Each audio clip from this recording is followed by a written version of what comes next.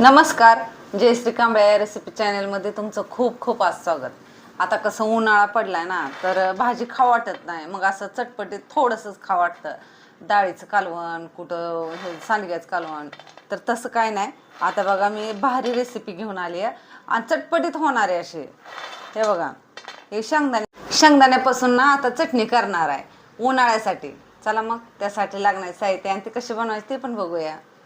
हे बघा मी शेंगदाणे घेतलेलं आहे, अंदाजे शेंगदाणे घेतलेले आहेत बरं का. आणि शेंगदाण्यातले असे सगळे असं कचरा घाण काढून टाकायचे. खडं बघायचं, कारण शेंगदाण्यासारखेच खडं असते तर बघायचं. असं ही करून बघा, असं केलं वाजते बघा, खडा वेगळाच आवाज येतो. आता काय करायचं, भाजून घ्यायचा. हे बघा आता इकडे टाकलेलं आहे आणि हळूहळू भाजायचे, म्हणजे खमंग असं ही लागलं पाहिजे शेंगदाणा खाताना. नाहीतर काय माहिती आहे का, फास्ट नाही भाजायचे शेंगदाणे बिलकुल बी, कच्चे राहते ते आतनं. तर किती पण उशीर लागू द्या, शेंगदाणा असं भाजत राहा. हे बघा शेंगदाणे भाजून काढलेले आहे, ते किती मस्त अशी भाजलेले आहे ती सगळी. ह्याच्यावरची तलपार अशी निघाली पाहिजे ती, आणि खायला मस्त लागते ती शेंगदाणे बरं का. नुसती जर खाल्ली ना तर खमंग लागावं असे शेंगदाणे भाजायचे. असं नाही की फास्टमध्ये भाजायचे मग आतनं कच्चे राहतात, खाऊ वाटत नाही, चटणी पण चांगली लागत नाही. आता हे काय करूया, थंड होण्यासाठी बाजूला ठेवून देऊया 2 मिनटं. हे बघा मी मिक्सरचं भांडे घेतलेलं आहे. आता याच्यात शेंगदाणे टाकून घ्यायचे आहेत भाजलेले.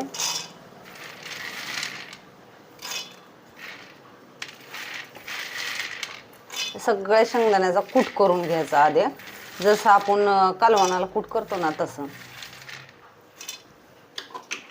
बारीक कूट करून घ्यायचं. हे बघा बारीक असं मी कूट करून घेतलेलं आहे. आता ही बाजूला ठेवून देऊया 2 मिनटं. कढई मी गरम करत ठेवलेलं आहे. आता याच्यामध्ये 2 पळी तेल टाकायचं. तेल चांगलं गरम होऊ द्यायचं, कडकडीत एकदम. मोहरी टाकायची, मोहरी चांगली अशी तडतड उडू द्यायची.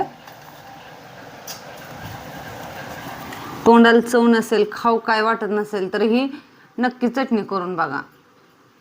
मोहरी बघा तडतड उडलेले. आता याच्यात कूट टाकायचं.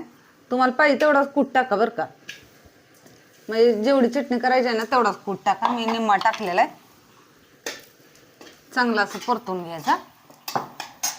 आता याच्यामध्ये तिखट टाकायचं. तिखट तुमच्या आवडीनुसार टाका, जास्त कमी. गरम मसाला टाकलाय मी, जिरं पावडर, धणे पावडर, थोडीशी हळद, जास्त नाही थोडी टाकायची. आणि चांगलं मसाला असं परतून घ्यायचं. करपू नाही बरं का द्यायचं, अजिबात करपू द्यायचं नाही. आता याच्यात पाणी ओतायचं, थोडं ओतायचं, उभं जास्त नाही, एवढं ओतायचं नाही जास्त. आपल्याला काय भाजी नाही करायची. मी बघा एवढं ओतलेलं आहे. आता याच्यामध्ये थोडंसं मीठ टाकायचं, चवीपुरतं, जास्त नाही टाकायचं. हे बघा मी थोडं टाकलेलं आहे मीठ. आता हे चांगले शिजू द्यायचं. हे बघा या चटणीतलं ना असं पाणी आटवून घ्यायचं चांगलं बरं का. तेल सुटेपर्यंत चांगली चटणी अशी परतून घ्यायची आणि हलवत राहायचं. चिटकली ना खाली तर करपल, त्यामुळे मी हलवलेले का तेल सुटायला लागले. अजून थोड्या वेळ मी परतून घेणार आहे चांगली.